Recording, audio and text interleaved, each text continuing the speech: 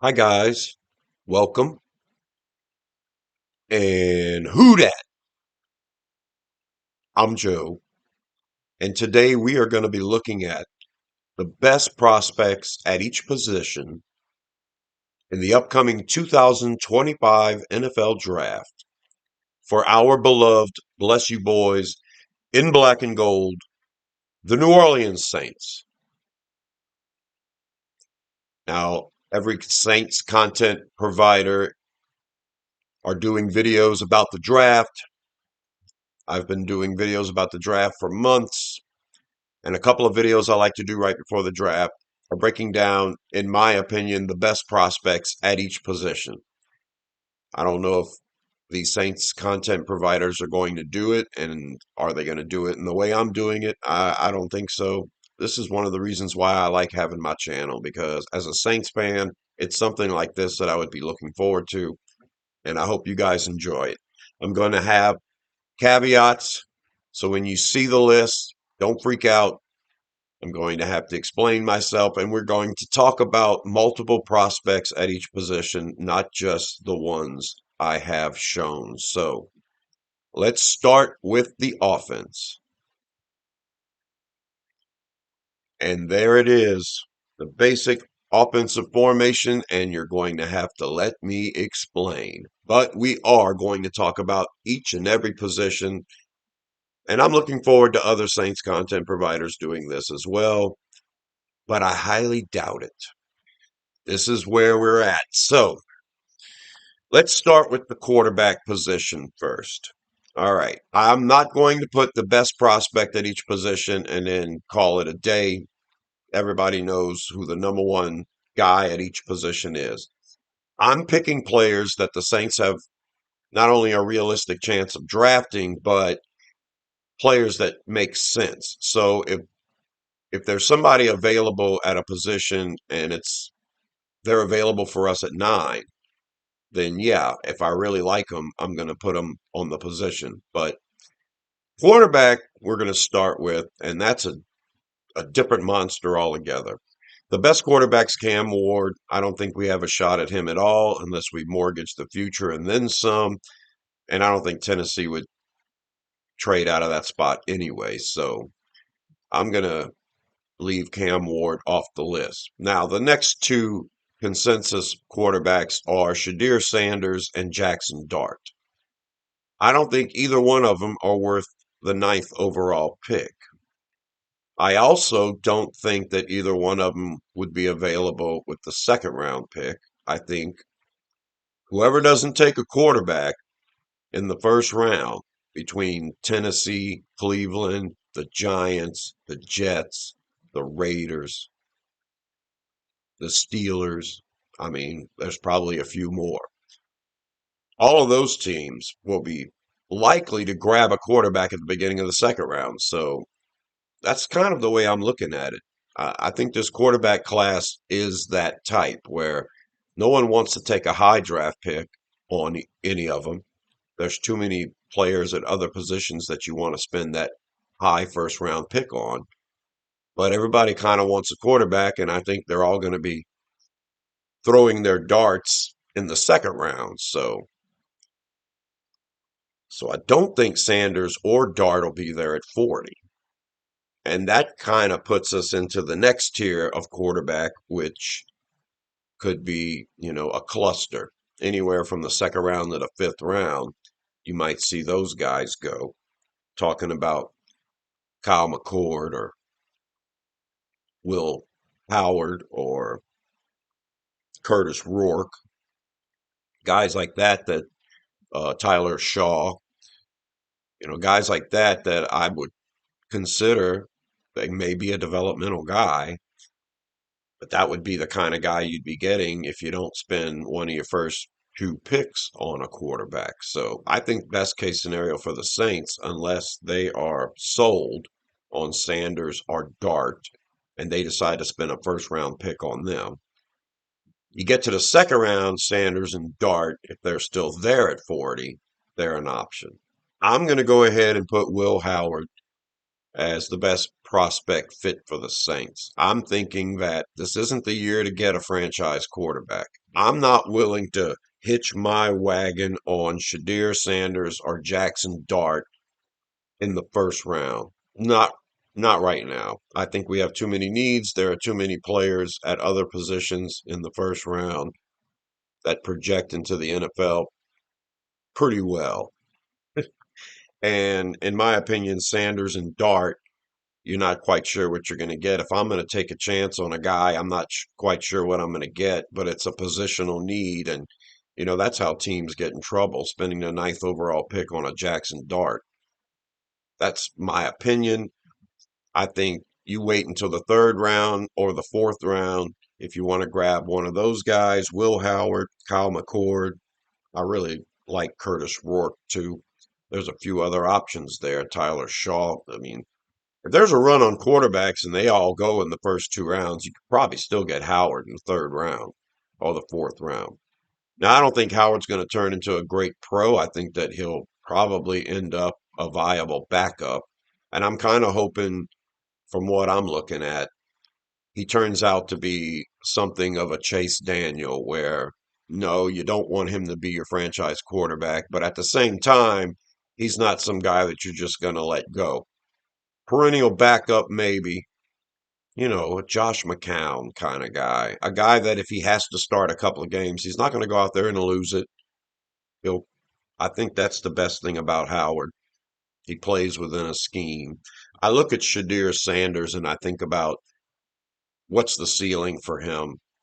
The ceiling for him, in my opinion, is probably,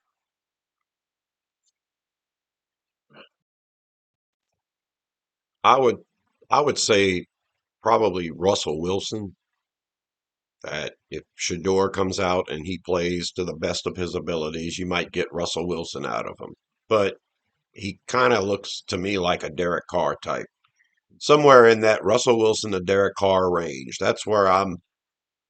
With. That's where I'm at with Shadir Sanders. Jackson Dart, I just don't know. There's some athleticism there, and the ceiling could be pretty high. But yeah, I'm not ready to hook the franchise up to Jackson Dart in the second round. Certainly not the first round. So you get a later round quarterback. I would rather grab a quarterback like Will Howard, who I think is going to turn out to be a viable number two quarterback, a guy that's not going to lose the game for you if he has to start a few.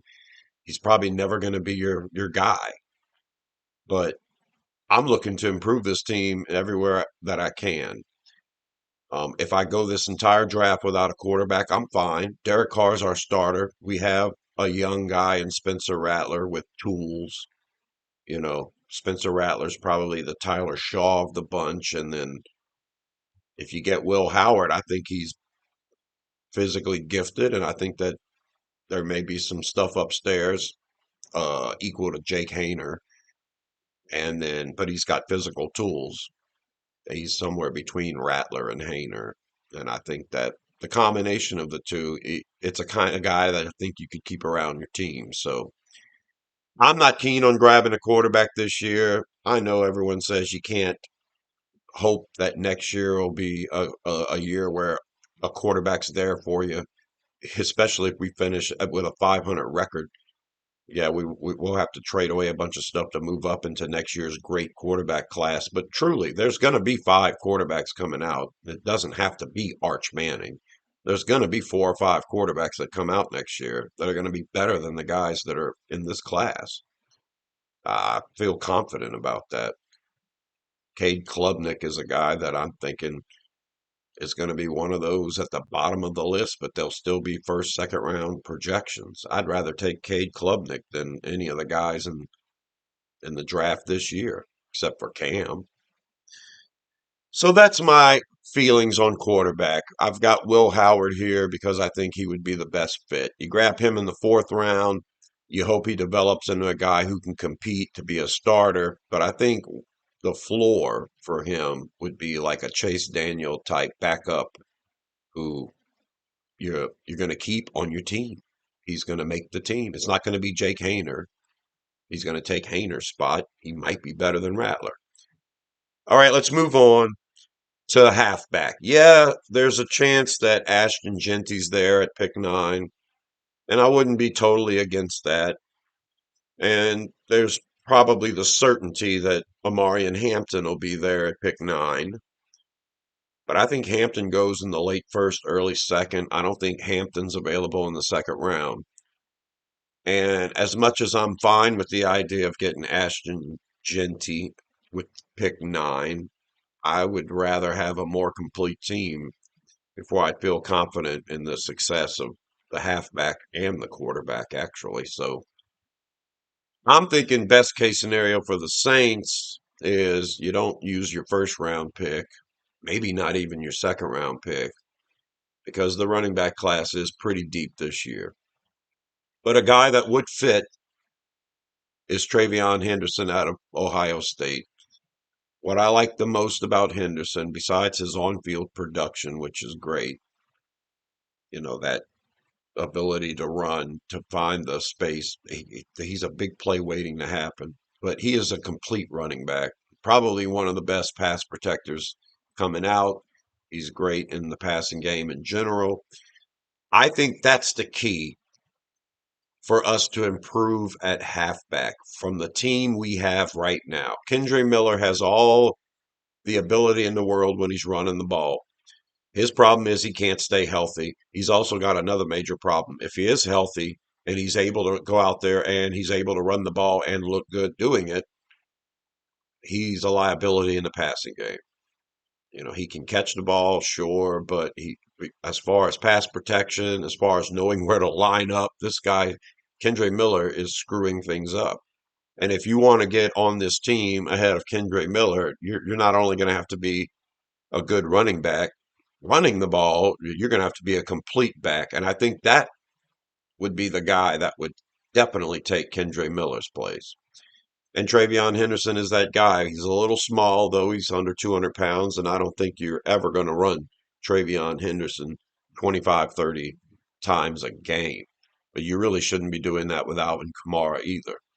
So my only negative on Henderson is that he's not an every down power back that's going to go out there and get 30 carries.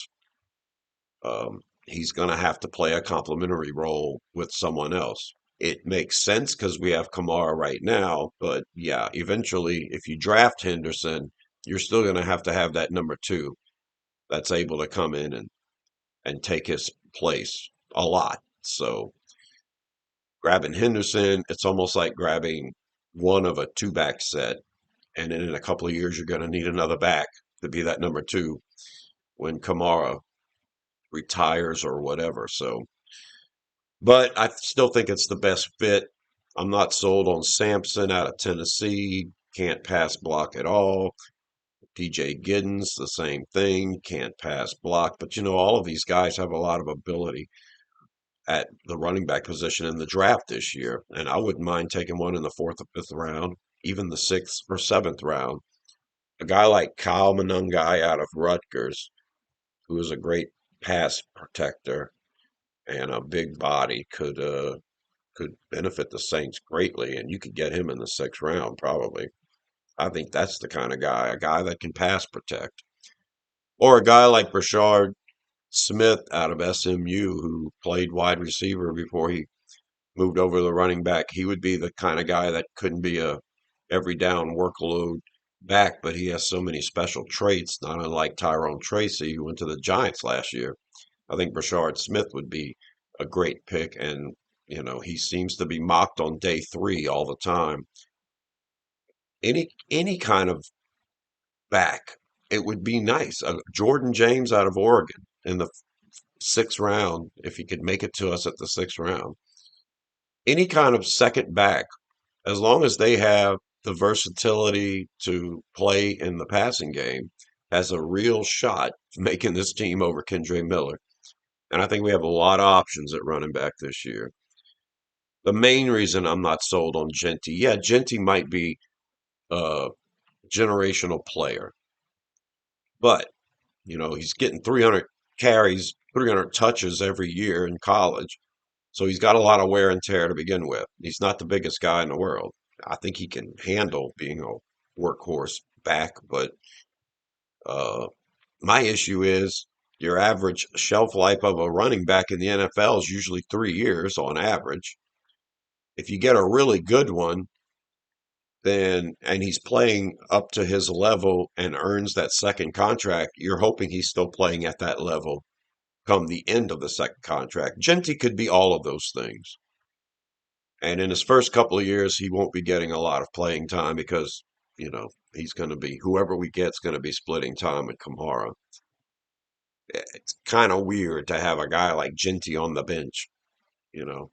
That would just be weird to me. But it's also weird that, the older these backs get, the more, the less and less they seem to perform. I mean, it's almost like they're a perishable food item. As soon as you put it on the shelf life is ticking away. And having Genty on the bench for a couple of years or just splitting time with Kamara, I don't know. No, it just doesn't feel right to me when this running back class is this deep and that anybody could come on this team and play ahead of an injured Kendre Miller or an aging Clyde Edwards-Helaire. So my pick is Travion Henderson, great pass protector. Maybe you can get him in the third round, probably not. I don't know if I want to spend a second round pick on Henderson, but he would be a great fit for the Saints. Would definitely make the team better. At fullback, I always pick either a running back with good run blocking ability or a tight end with good run blocking ability. In this case, I have identified tight end Jackson Hawes out of Georgia Tech. He might be the best run blocking tight end in the draft. I think he's got some upside to him in the passing game as well. I think he'd be good in the red zone and a complete all around tight end. Yeah, maybe you get him on day 3, and we are missing that. I think Foster Moreau is our best complete tight end, and I think Jackson Hawes would just be waiting in the wings to take Morrow's place. And a good solid number 2 guy, a guy that you can depend on to do, everything, run blocking and receiving. So I like Hawes. I'm I'm hoping we somehow acquire a couple of fifth round picks by maybe trading down at some point in this draft. But if you can get Hawes with the 6th round pick, that would be incredible. Spending a 4th rounder seems a little rich for me, though. Let's look at wide receiver, and we've got my 3 favorite in the draft: Jaden Higgins out of Iowa State, Matthew Golden out of Texas, Tetairoa McMillan out of Arizona. McMillan is the guy that we would identify at pick 9. A lot of mocks have him falling lately. I've seen a lot of guys have him fall past the Saints that we don't even take him. And I think Jaden Higgins is one of those guys that it kind of makes you okay with passing on McMillan, but there's no guarantee you're going to get Higgins. And Higgins is a stud. If there's a run on wide receivers in the 1st round and guys are looking for size, Jaden Higgins is going to be gone in the 1st round. Now there's other wide receivers we could be talking about like Luther Burden or Emeka Egbuka. I like Matthew Golden if I'm going to go for a 6 foot, 6'1", 6'2" type of guy, somewhere in that range. I think Egbuka is 6'1", 6'2". Burden is under 6 foot. Matthew Golden's under 6 foot. But I've always liked Golden. He was a 7th round projection months ago, and I just kept talking up how you got to draft him because he's the best playmaker I'm seeing in football. And yeah, of course, he's got 1st round buzz now. I would mind getting a playmaker at wide receiver. And I lean towards Golden because of what I've seen. I've been impressed. Egbuka apparently is a stellar wide receiver. And Luther Burden is a playmaking guy as well. But I lean towards Golden. And then, of course, I want the big body type. So if I'm not getting McMillan in the first round, I'm hoping to get Jaden Higgins in the second round. I think it's going to be really difficult. I think that would be dream scenario if Higgins makes it to pick 40 and we draft him. I don't know if he's going to make it that far. But there's my three favorite wide receivers. If there's a run on wide receiver, then you could still be talking about a Jack Besh or an Alec Manor, or some people like Savion Williams. I like Savion Williams as a piece to confuse people. I'm just terrified about his inconsistent hands, but he is a matchup nightmare. All right, at tight end, of course, I've got Tyler Warren. If he makes it to us at pick 9, this is probably the draft pick I would make. Of all the players I could get on offense in the first round, I think I would go ahead and just get Tyler Warren. I think that that's the difference maker. He's a player that can make a big difference. You can grab a player in round 1, you hope he's a starter, and you hope he's Pro Bowl type and everything else. That's what you want. I think when you get Tyler Warren, you get a guy that you know is going to cause problems for the defense. When he's in the huddle, you're not sure where he's going to line up, and that's a big advantage when you have a player like that. A guy that's really good at run blocking, he's really good at receiving, and he can line up at quarterback and run the ball. He can line up at running back. He can line up at fullback, inline blocking tight end, a slot. He can line up out wide. You're just not sure where he's going to go.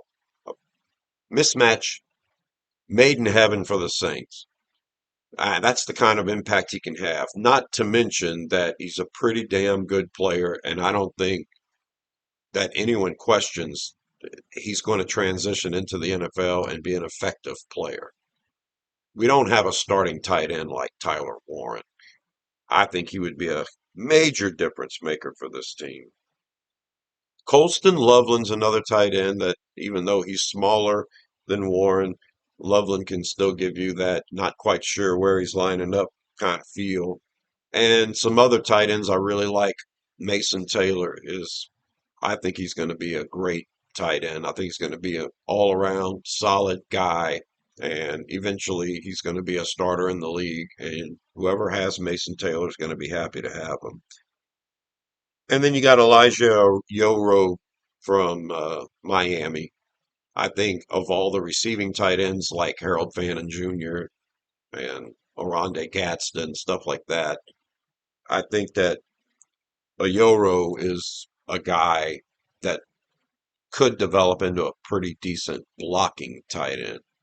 So, of all of the receiving tight ends, yeah, I lean towards the Miami tight end as a guy that could eventually develop into an all around guy, but a guy who was certainly dominant receiving the ball. But of course, Tyler Warren's the man at tight end. Now let's look at the offensive line. I was very tempted to put Kelvin Banks or Josh Simmons at left tackle because I think Will Campbell can do left tackle and left guard. And if I drafted Campbell with pick 9 and I got on the practice field in training camp, I'd probably end up putting him at left guard because that's where he would improve the team the most. Yeah, you don't draft a left tackle and play him anywhere else. It has to be a left tackle too, right? We can't just draft Ormond Mimbu, put him at right tackle, and leave Fuanga at left tackle. No, you can't do that. You're going to have to make sure whoever you draft plays left tackle. Well, whatever. Whatever. I want to replace Trevor Penning. Okay, if I get a guy that can make it at left tackle, then I'm gonna put Fuanga back at right tackle, and I'm gonna be very happy. But if I get a tackle and he plays right tackle, great. If I get an offensive lineman and he starts, he's one of the 5 starters, great. And I think Campbell would be a great guard. But I got him here at left tackle because I think even though he has the short arms, he can make it at left tackle.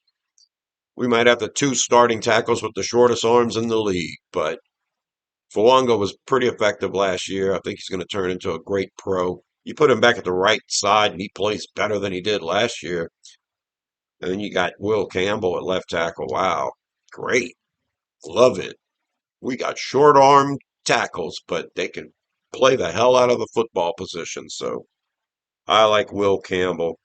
And another reason I decided to put him at left tackle here is because I really love Donovan Jackson at left guard. You go back and watch the early Ohio State footage from last year when Josh Simmons was on the field playing left tackle, and you could keep Donovan Jackson at left guard and watch how that man run blocks. It's a thing of beauty. I would love to get Donovan Jackson with the 40th pick in the second round.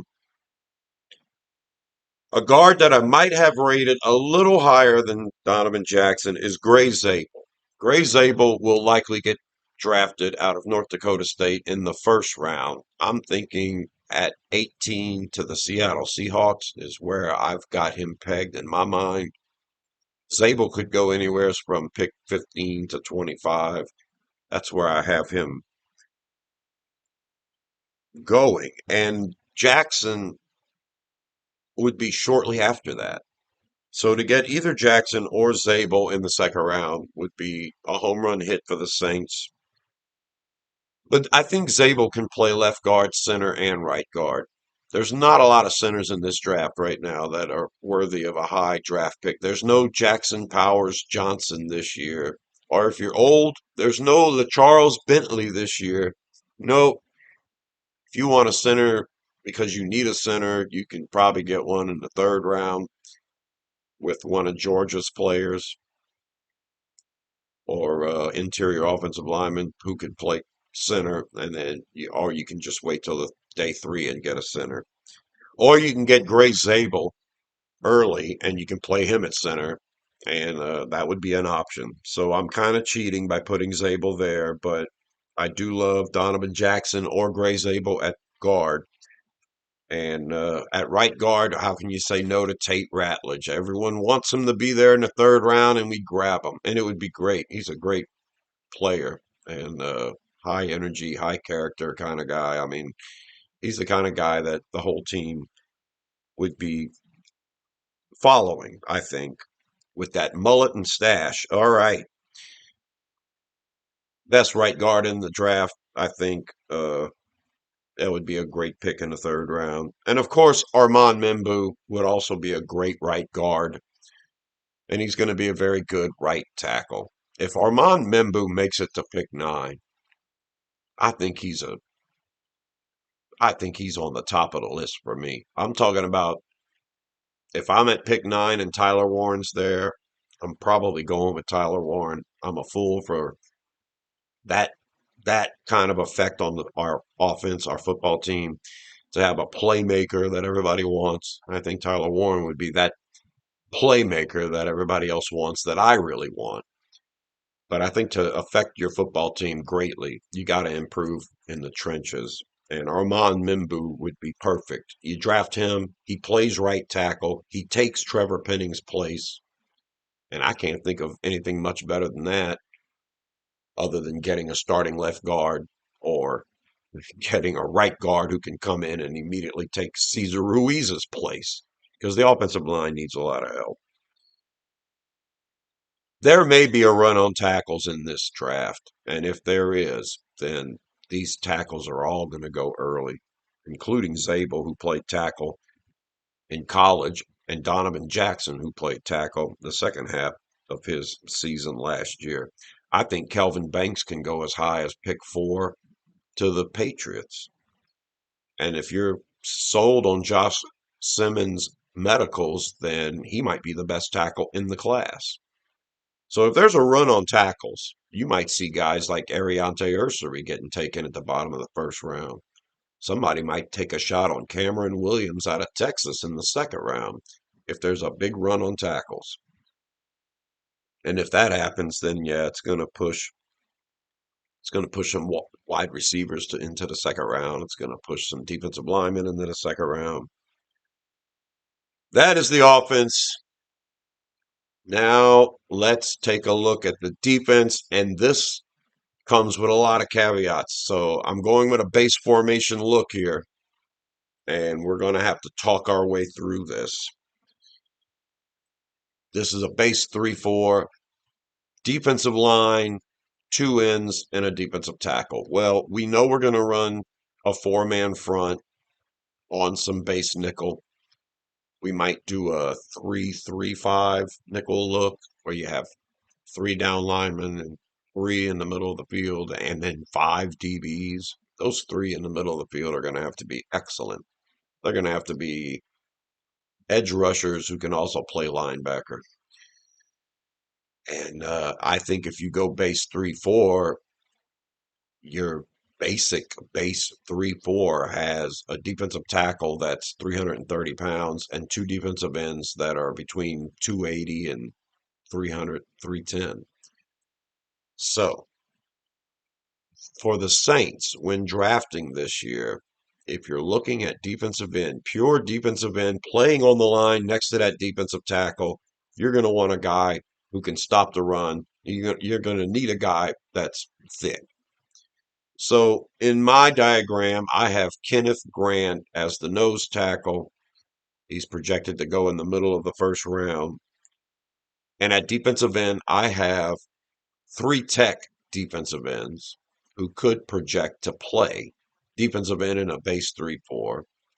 And then if you go even front with four man, they're going to immediately have a defensive tackle position to play as well. And my defensive ends here are Mason Graham and Walter Nolan. Now, Mason Graham's probably going to be taken before pick 9, but I think he's one of the four that you have to take if he's there.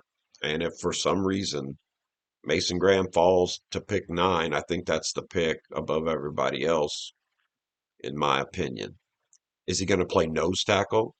I don't think so. In early downs, you put in Gottschall as your nose, but you definitely have Mason Graham on the field, and that'll be a 3-4 end until he has to play the three tech in a four-man front, or we go into that five-man front. Guys that are 300, 310 pounds, like Mason Graham and Walter Nolan, who can play defensive end and play defensive tackle. They're active enough where they might even play the end position in a even front as long as it's a running down or whatever. I mean, you never know. And I think the defensive end position, a lot of people think of edge rusher, and it's like, well, you can have a certain type of defensive end that's an edge rusher, but he's only going to be in there on certain downs. If it's 3rd and 1, you're not going to have a 250-pound guy at defensive end. You're going to have a 300-pound guy at defensive end.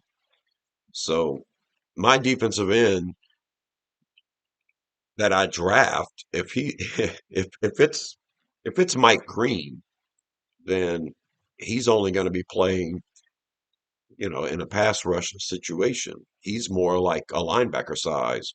I don't expect Mike Green to be out there in short yardage situations playing the run in the middle of the defensive line. So there's a lot of caveats here. I have Mike Green listed as an outside linebacker here because when I think of edge rusher and a guy as small as Mike Green, well, he's to me closer to a linebacker who can put his hand in the dirt every now and then than a true defensive end. Other true defensive ends are smaller defensive tackles in this league, in this draft for me. Guys like Darius Alexander out of Toledo or TJ Sanders out of South Carolina, those guys are defensive tackles. But if I draft them, I'm going to put Alexander or Sanders at the defensive end spot in an odd front and expect them to be able to bounce all over the place. Guys like Darius Alexander, TJ Sanders, Walter Nolan, I think those guys can play multiple positions on the defensive line and be an end and be an inside guy. It all depends on what you need. And they would prove to be pretty valuable for this team. You also have big defensive ends like Nick Scorton or Jordan Birch, Jared Ivey, Elijah Roberts. All of these guys would be perfect 3-4 defensive ends. And you can get Ivey in the 4th round, maybe. Elijah Roberts in the fourth round, maybe Jordan Birch. If you get one of those guys to play end, you'll be doing pretty good. But you also want a pass rusher. You also want a smaller guy. I just feel really weird labeling them as a defensive end when they're really edge rushers. Guys like Mike Green, Jack Sawyer, Princely Uwamwanialan, Braden Swinson, Josiah Stewart. I mean, all of these guys will be standing up, rushing the passer. Is more akin to linebacker, but they can put their hand in the dirt in certain formations. Oladejo out of UCLA or David Walker out of Central Arkansas.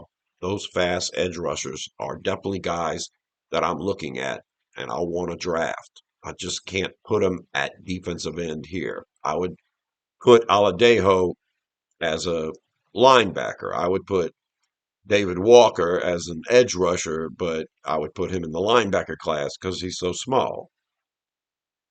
So that's my caveat with defensive line.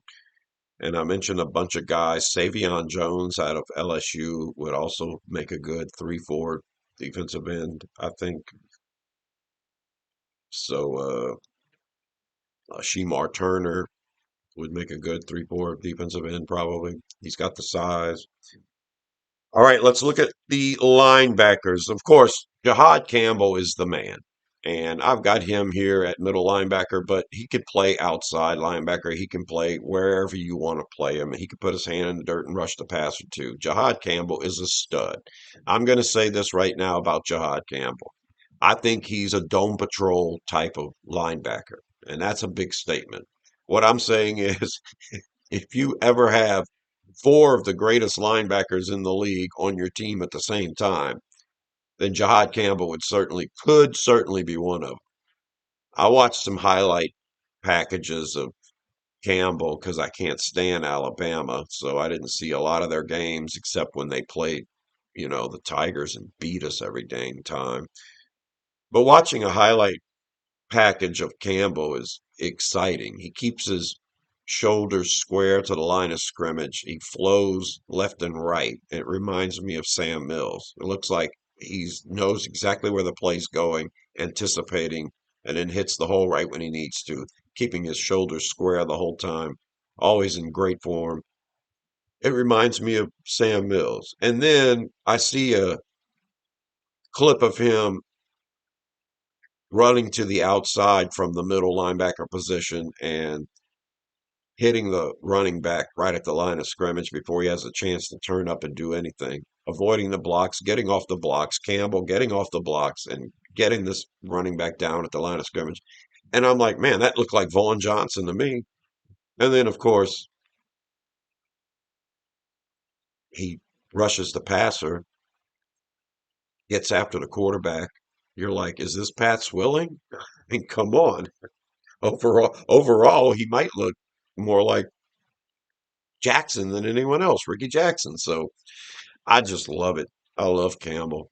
I know that linebacker isn't the position we're all thinking, but if you can get a guy like that with the first round pick, a guy that's going to be good against the pass, good against the run, a tackling machine, yeah, I love Campbell. You could put him anywhere here. I wanted a spot for Mike Green on the outside so we could talk about edge rusher and outside linebacker. An actual linebacker on the outside is Carson Schwessinger, and that guy can get after the passer and he can get after the running backs too. I love Schwessinger.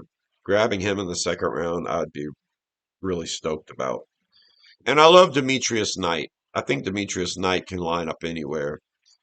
I'm not sure where he would end up. I think he would end up in the middle when it's all said and done as a middle linebacker, but I think Knight is fast enough and strong enough where you can put him anywhere and he can be effective. So linebacker was like this for me last year. I had my four favorite guys, and you can just plug them anywhere you want, especially Jahad Campbell.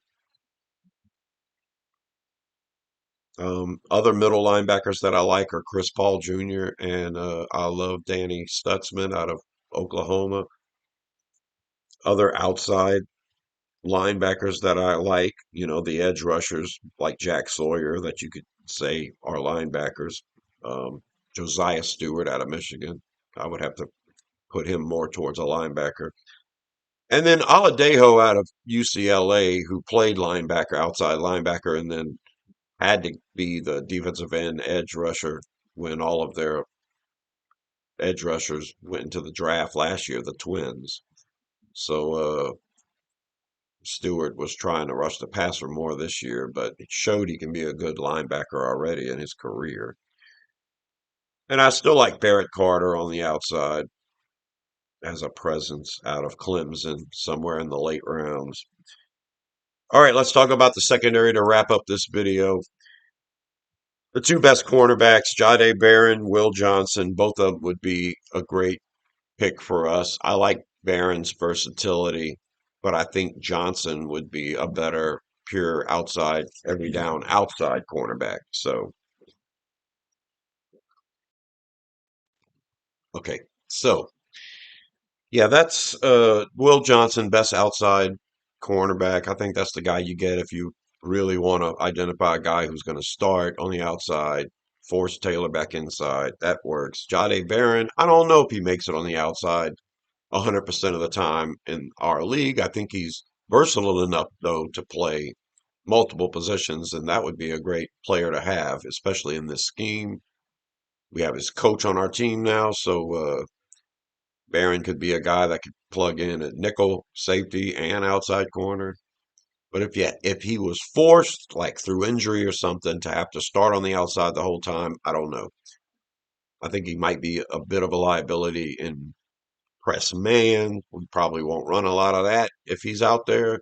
He's really good at off coverage and then zone. So I'm a fan of Barron. I'm a fan of Johnson. You take either one of them at 9, you're good. But there's a lot of cornerbacks. And if there's a run on cornerback, you're going to see a bunch of them go late in the first round. The only one at the top of the list that I'm not sold on is Hairston, Maxwell Hairston. The shoulder injury, and then he wasn't tackling very well after that. I just have my reservations about him. I would hope someone else grabbed him because I'd be more focused on Savone Ravel out of ECU or Trey Amos out of Ole Miss, Azaria Thomas out of Florida State, Benjamin Morrison out of Notre Dame, Darian Porter out of Iowa State.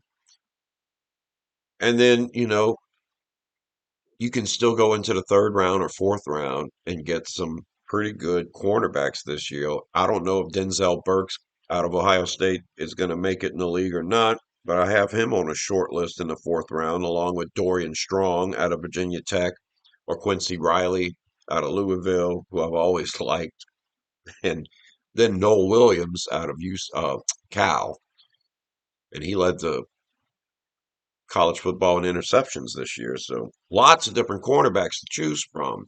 And if you want to allocate a second round or third round pick for a cornerback, you can. You take Barron or you take Johnson if they're your franchise guy.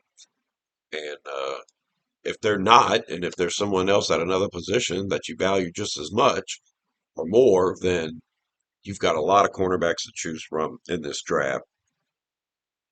Just don't go too far. Don't go past the fourth round. Safety's another one. Yeah, I can put Starks and Eman Wari up here and be done with it. There's a chance that both of them are gone before our second round pick. I don't think you spend the ninth pick on Starks or Eman Wari. And then if either one of them are available in the second round, yeah, you can do that. But I decided to mention Xavier Watts and Kevin Winston Jr. instead. Xavier Watts is my favorite deep safety in the class. I think he's a guy that's going to get to the spot and make an interception. That's his deal. I wouldn't want to put him by the line of scrimmage too much, but as far as being deep, he's the best in the draft. And then Kevin Winston Jr. doesn't get any love because of the injuries. He got an injury last year and missed most of the year, and I keep seeing him mocked in the third or fourth round. and he's a very complete player. And I think Winston Jr. could end up one of the best safeties in this class. I don't know if you'd risk a second round pick on him, but I think that you might have to go with Watts in the second round to get him.